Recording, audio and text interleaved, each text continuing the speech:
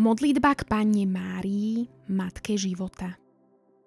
Ó Mária, Matka Ježišova a Matka nás všetkých, obraciame sa k Tebe dnes ako k tej, ktorá povedala áno životu. Archaniel Ti povedal, počneš a porodíš syna. Napriek prekvapeniu a neistote o tom, ako sa to stane, si povedala áno. Nech sa mi stane podľa Tvojho slova. Mária, modlíme sa dnes za všetky mamy, ktoré sa boja byť mamami. Modlíme sa za všetky tie, ktoré sú rozrušené a cítia, že ich tehotenstvo presahuje.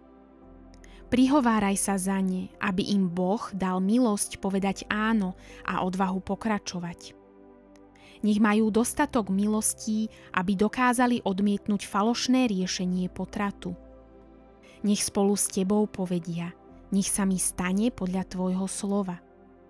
Nech zakúsia pomoc kresťanského ľudu a spoznajú pokoj, ktorý pramení z plnenia Božej vôle. Amen.